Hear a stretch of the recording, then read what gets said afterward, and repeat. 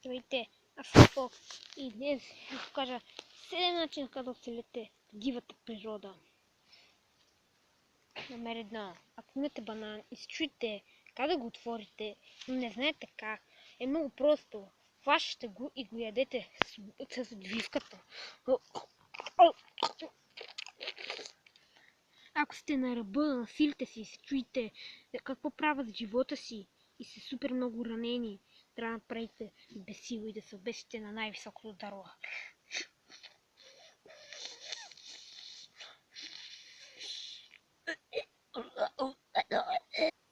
Номер 3. Ако видите вода, трябва да скочите и да плувате навътре.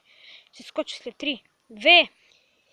Номер 4. Ако около вас има огън и гледате огъня и ви почва да ви парат очите, вие трябва да направите само едно. Имате една пръчка и си ръчкате очите.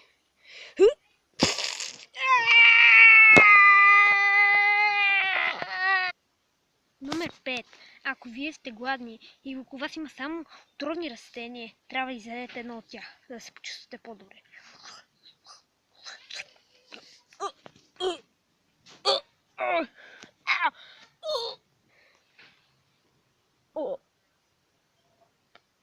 Помощ!